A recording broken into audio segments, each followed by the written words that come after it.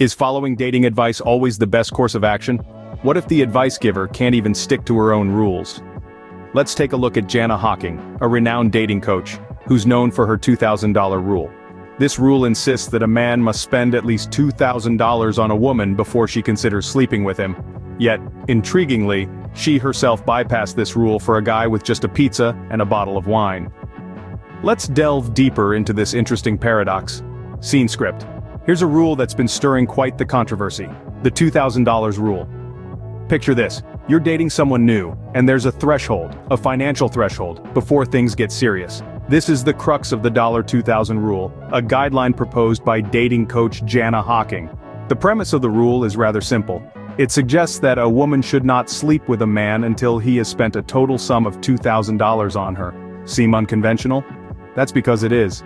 The rule is not just about determining if a potential partner is serious about you. It's also about making sure they're willing to invest in you monetarily. The $2,000 rule places a high value on the idea of monetary investment in a relationship. It posits that a man who is willing to spend this sum is demonstrating a certain level of commitment and is therefore more likely to be a serious suitor. It's a way of weeding out those who are not ready to put their money where their mouth is, so to speak. Now you might be wondering, why $2,000? Why not $1,000 or $3,000? Well, the specific amount is arbitrary. It's merely a benchmark, an indicator of sorts. It's a way of gauging a man's seriousness about the relationship, his willingness to invest, and his ability to provide. However, it's important to note that this rule is not about gold digging, as some critics might suggest. It's about establishing a baseline, a standard that conveys a level of respect, consideration, and commitment. It's about setting expectations right from the start, to avoid disappointment or heartbreak further down the line. But here's the catch: while this rule may sound strategic on paper, it's a different ballgame when it comes to applying it in real-life situations. Because let's face it, love and attraction aren't always rational. They don't always follow the rules, even the ones we set for ourselves. But how does this rule play out in real-life situations? Let's find out. Scene script. Picture this: a man comes over with just a bottle of wine and pizza. What happens next? Well, in the world of dating guru Janna Hawking, the unexpected unfolded. A man arrived at her door, not with a $2,000 investment, but with a humble bottle of wine and a delicious pizza. It's hard to imagine, right? The same woman who advises women to ensure a man spends a hefty sum on them before they even consider getting intimate, threw her own rulebook out of the window. So, what exactly happened? Let's paint a picture. There's Janna, the dating coach, ready to stand her ground and uphold her pricey rule. Enter our mystery man, who we'll call Mr. Pizza, armed with nothing more than a box of carbs and a bottle of vino. He's not flaunting his wallet, he's not showering her with expensive gifts. Instead, he's offering her a night of relaxation and good company. You might be thinking, surely Janna, the steadfast rulemaker, turned him away, right? Wrong. She let him in, she enjoyed the pizza, she sipped the wine, and yes, she broke her $2,000 rule. Now let's not mistake this for a simple tale of seduction. It's more complex than that. It's a tale of inconsistency, of double standards, of a woman who set a monetary boundary only to cross it herself. This isn't just about the pizza and the wine. This is about how even those who set the rules can fall prey to their own desires. Mr. Pizza, with his minimal monetary investment, managed to do what other men, perhaps more financially endowed, could not.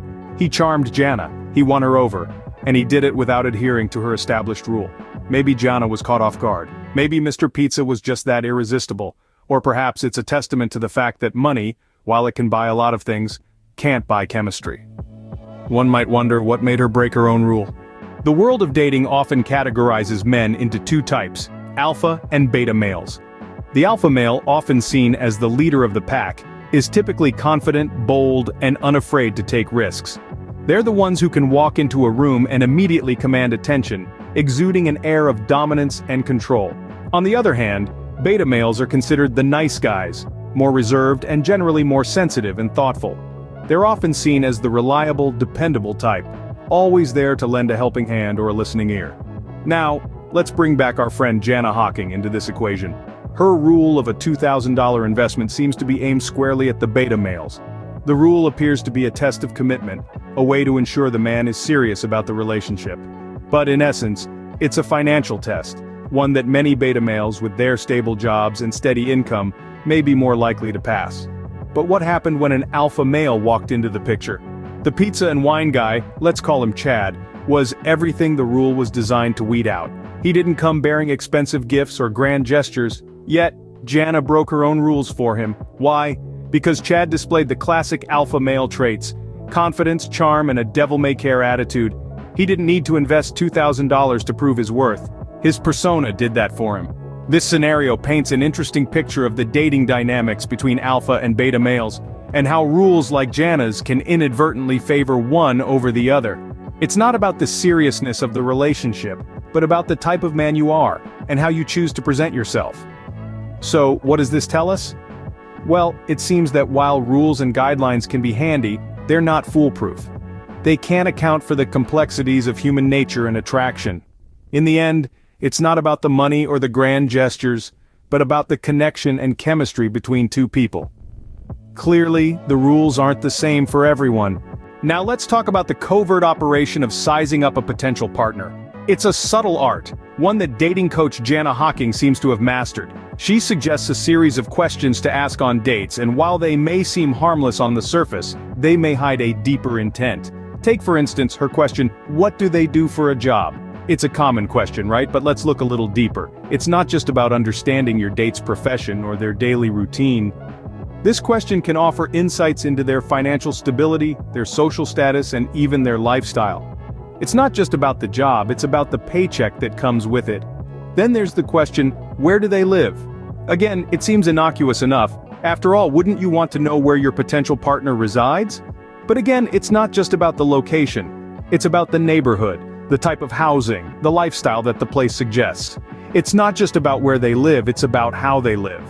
These questions, while seemingly innocent, are subtly probing into a man's financial status. They are a discreet way of determining whether a man meets the $2,000 rule without directly asking about his bank balance. It's not the commitment that's being tested here, it's the wallet. Now, there's nothing inherently wrong with wanting a partner who is financially stable. We all have our preferences and our deal breakers. But what's interesting here is the disparity between what's being advised and what's being practiced. The rules seem to change when an alpha male enters the scene.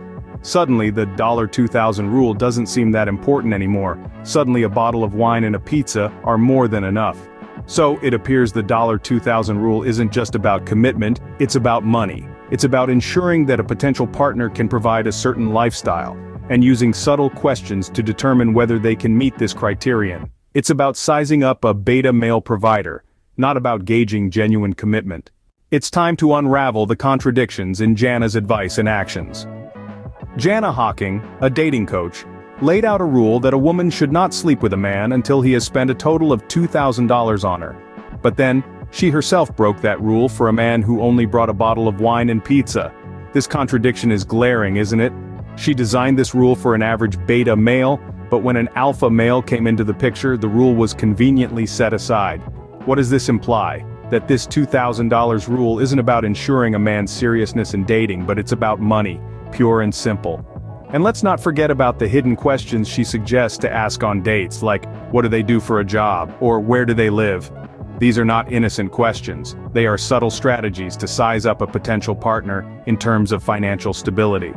So, what are the implications of these contradictions? They suggest that Janna's advice might not be as reliable or universally applicable as one might think. They highlight the dangerous potential of such advice to perpetuate harmful stereotypes and unrealistic expectations in dating. Remember, not every rule applies to every situation or every person. Life, like love, is not a one-size-fits-all. So, the next time you hear a dating rule, remember to question its validity and applicability to your own life.